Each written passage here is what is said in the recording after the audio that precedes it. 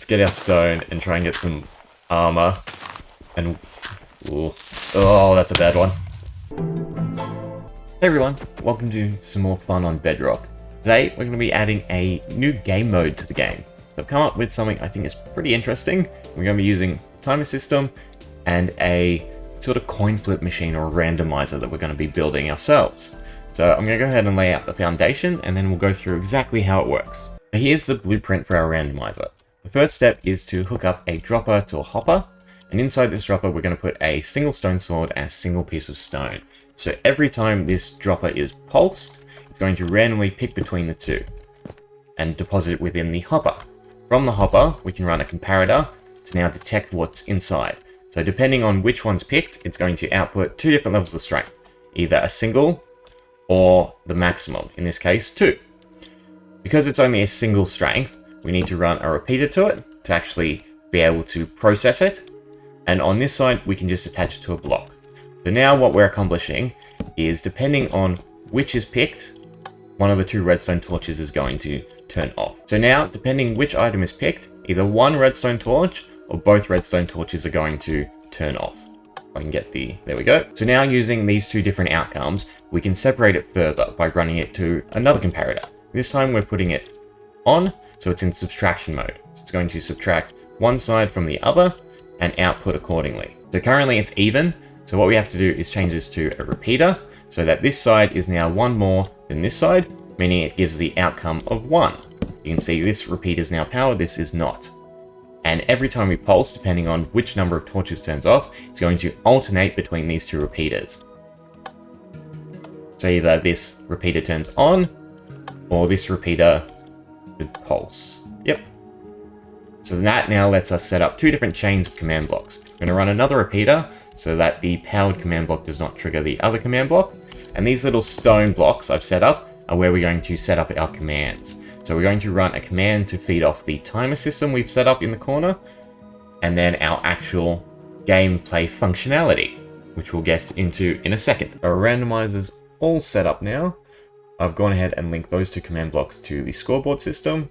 So it's going to put a redstone block there every 1 minute. So every 1 minute we can set off a different function. And we're going to go up and set two different buff mechanics.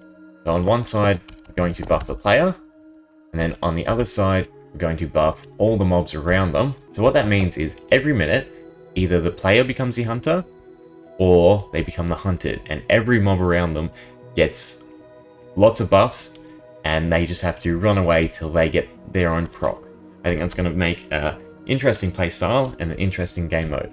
I'm going to go ahead and set up the buffs, and then we'll see it in action. So here's what I ended up coming up with.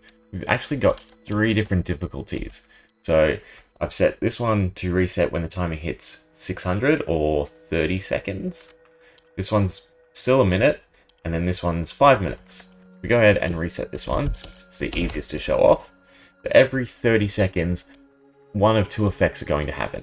Either the player becomes the hunter, or they become the hunted. So the timer is about to hit the 30 seconds, and unfortunately we became the hunted. So we get a little bit of hunger, weakness, and darkness all around us. But more importantly, every entity around us gets speed, resistance, and strength is somewhere, and strength.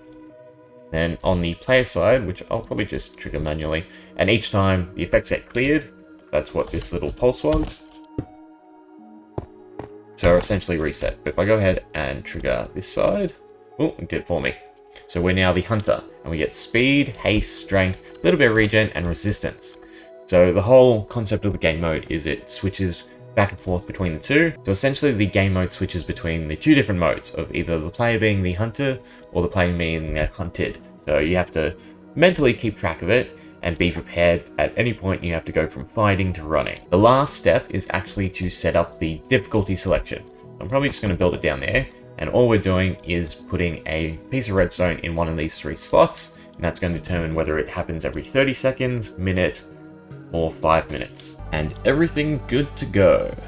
So if you can sort of make it out there, if we click on the 30-second timer, you can see the redstone block, swap it to a minute, and you can just make out the next one, and then of course 5 minutes, And if we fly all the way up there, should be able to see it.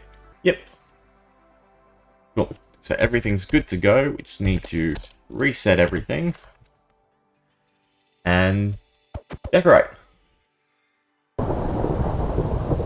Yeah, but it'll do. Ooh. Phantom. Hope you enjoyed. Let me know if you give it a try and how it goes. Thanks for watching. See ya.